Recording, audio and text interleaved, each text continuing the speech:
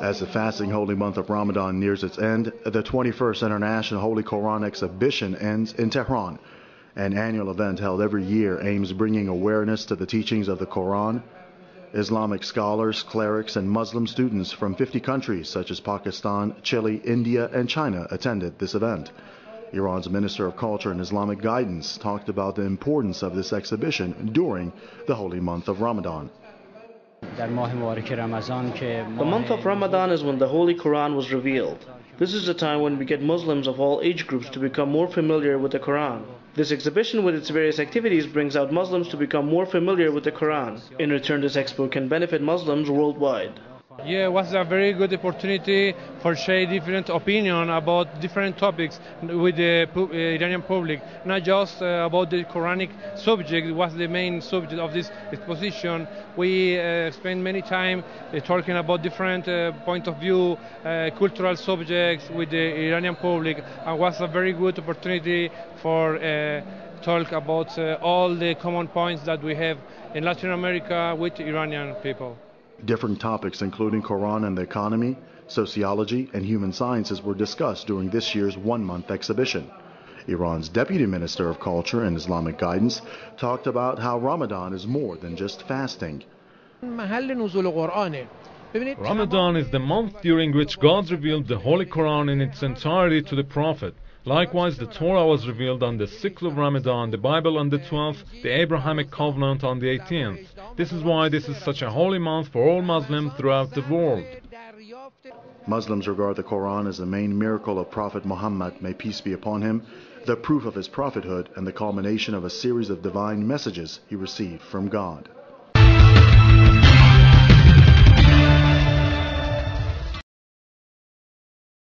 Australian Prime Minister Kevin Rudd has called for an election on September 7th. The head of the centre-left party faces stiff competition from Conservative opposition leader Tony Abbott. The economy, asylum seekers and climate change will be among the key issues during the race. The anticipated announcement comes at a time when both Labor and Liberals have announced tough new policies on asylum seekers who come to Australia by boat. The policies adopted by both parties will see refugees resettled in Papua New Guinea. This has drawn nationwide condemnation and also sharp criticism from human rights, refugee advocates and also unions.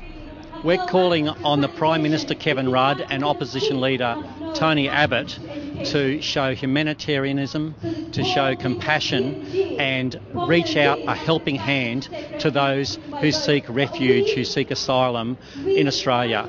We believe their current policies don't show compassion, they don't show respect for human rights, equality and social justice, and we're calling on them to change their policy and lend a helping hand to those in need. According to refugee advocates, the action caused outrage across the country. People are so angry about what Kevin Rudd's already done and so angry about him trying to involve more and more countries in abusing the rights of asylum seekers that I think we can expect more people will continue to join the rallies and the protests.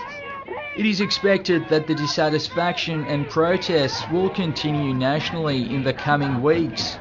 We want to send a very clear message to the community that regardless of the election outcome, that we are going to build a campaign which can make a difference to the PNG solution. It doesn't for the asylum seekers. It's not going to end on the 7th of September. Australia has seen a sharp rise in the number of asylum seekers arriving by boat in recent months. Although official figures have not yet been released, but Press TV has learned that many asylum seekers are considering other destinations to seek refuge in the wake of the new policies. Whether the government would revise its policy regarding resettlement of refugees in Australia is not yet known. However, no major decision is expected before the September 7th election.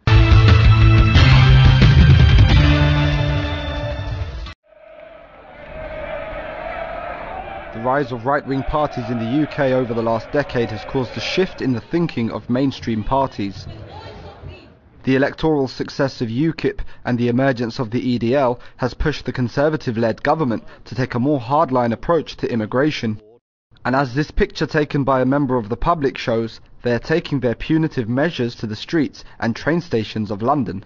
My wife saw it, and she was very upset to see the immigration vans stopping people, and what she really noticed was, because she hasn't seen them here before, she noticed that they were just stopping purely anyone with dark skin, basically. And she didn't see she had watched about 5 minutes, didn't see anyone with like pale skin getting stopped at all. You're having to stop people based on their appearance, so I don't think that's right. I think at the airport it's one thing, but just randomly on a Tuesday morning at a tube station is quite another, especially in an area like this where there is lots of diversity. I'm sorry to say that I never played the race game, but sometimes you see these things going on and you feel so unhappy, you feel very sad. However, not everyone thinks it's a bad thing. Yes, for me, you police stop me, I take my documents, okay, don't worry. The swoops come in the same month the government rolled out hugely controversial vans warning people to go home or face arrest, drawing criticism from the Deputy Prime Minister Nick Clegg. And the Unite Union says it's seeking legal advice about whether the government incited racial hatred by sending the vans out on the streets of London. The government itself has been accused of having no idea how many immigrants are actually in the country and making up numbers to give the impression they're addressing the issue.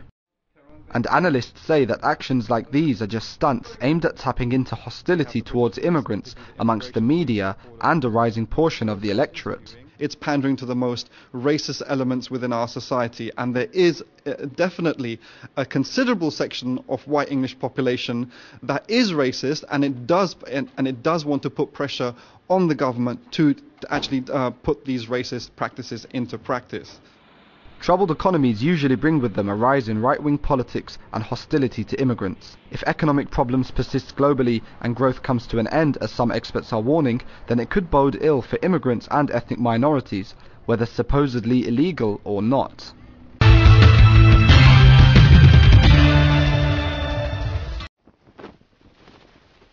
The Canadian Museum of Human Rights is the birthchild of deceased media mogul Israel Asper. It is due to open in 2014, but the museum's curators have already come under criticism. There is a perception that the museum will emphasize the suffering of certain ethnic groups over others, and this belief was confirmed this week when it emerged that the centuries-long attempts to destroy Canada's Aboriginal communities will not be referred to as genocide in the museum. Well, I think what would be the best thing is for an independent third body to look at the whole Canadian situation as a whole. I'm not just about the, murdered and missing women, Indigenous women, injustices, but also the other human rights injustices that Aboriginal people face here in Canada. And there really should be an external body to look at that and to, deem Canada wrong for what they've been doing for all of these years and having it imposed upon the First Nations people here. The UN's legal definition of genocide includes forcibly transferring children with intent to destroy, in whole or in part, a national, ethnical, racial or religious group.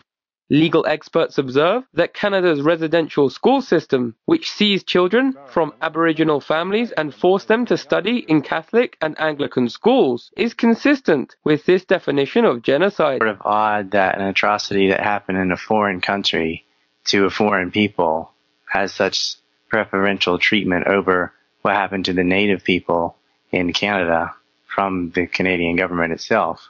And if you are going to put it in a pecking order, certainly the native people of the Americas, who are nearly extinct, would be on that top. And they can't even get the most basic acknowledgments and rights. And yet foreign people in a foreign war killed by another foreign country seem to be more prominent and important than the people from Canada, which is mind-blowing. Ukrainian Canadians have also butted heads with the museum's curators.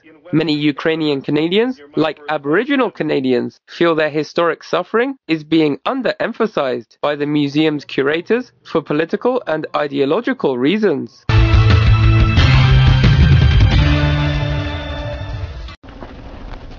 New Zealand's dairy industry is its bread and butter. The country exports 95% of all milk products. So the discovery that some have been contaminated has the government worried. Over the last 24 hours, things have been very fluid.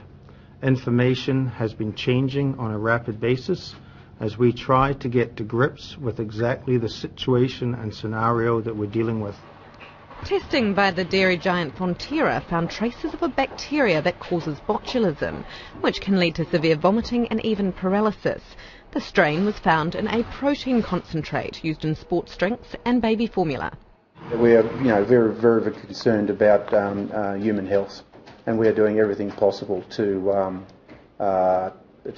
minimise exposure. Fonterra says an unsterilised factory pipe is to blame for the contamination and has notified customers who are urgently checking their supply chains. It won't name the companies or countries affected, but Fonterra is a known supplier of milk powder to China, where officials have already asked importers to recall any at-risk products. The Chinese are sensitive to the issue after contaminated formula killed 6 babies and left thousands sick in 2008. People there are willing to pay top dollar for New Zealand milk products. A tainted safety reputation would be a major blow to the country's economy. Fonterra has a big job to get out there to clarify exactly where this product might have gone, and then to reassure people that their brand is one of high quality, safe food. The world's 4th biggest dairy company is now in damage control. Fonterra's chief executive is headed to China to deal with any fallout.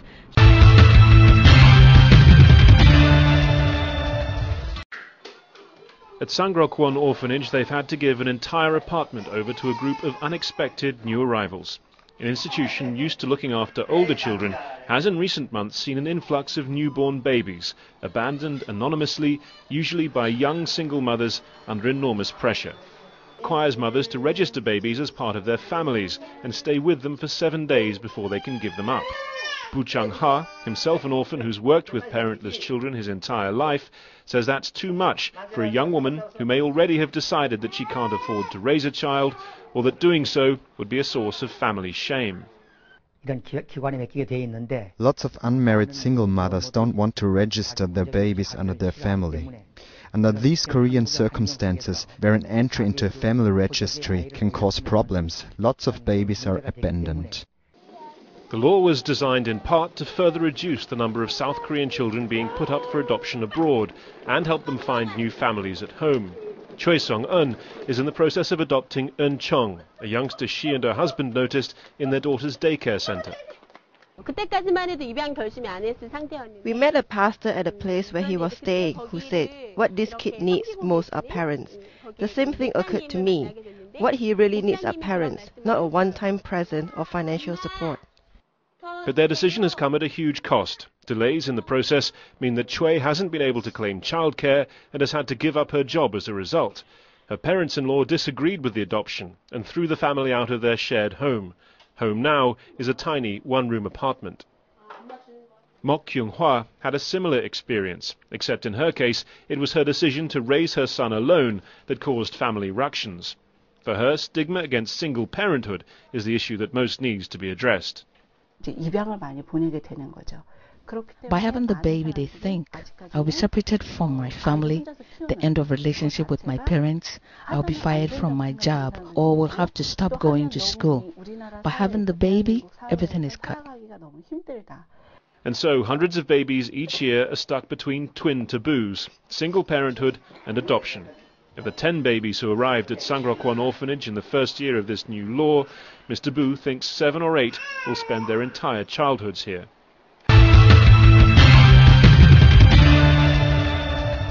Beef comes from cows which are fattened up and slaughtered. At least that's how it's been for thousands of years.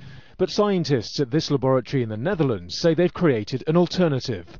They're about to show the world a burger made from so-called in vitro meat, taking stem cells from cows and then growing them in petri dishes until they've formed thousands of muscle fibers. Give them nutrients, that sort of thing, and they'll flex, they'll grow, they'll differentiate into mature muscle fibers, and then those muscle fibers are taken and basically mixed up into a batch of meat. And this is what it looks like next to the real thing. Its supporters say besides being just as tasty, it'll reduce the need for factory farming. We're hopeful that the in vitro meat will be on the market in the next 5 to 10 years. Certainly the commercial imperatives are there. PETA's reward alone of $1 million for anyone who can create in vitro chicken it should be enough as an incentive for people to get going on this. At this traditional butcher's shop in London, they say recent health scares have seen more people turn to quality meat, and they're definitely not worried about competing with products made in a lab. I think people will tend to stay away from it to start with, and they'll have to really convince people that it's 1, safe, 2, tasty, and 3, it's beneficial for them in health-wise. If so-called synthetic meat were mass-produced, the clearest benefit could be environmental, reducing the destruction caused by much of our planet being used to grow feed for animals. But some green campaigners are unconvinced by the new technology. We don't know if it's going to address the kind of huge, enormous challenges we have today, things like climate change, other environmental challenges, feeding the global population, and a health and obesity crisis, all of which require us to really kind of eat less meat and better quality meat. And we have the answers, and those are things we can start doing today. For now, it's far from clear whether the laboratory can make the leap from producing a basic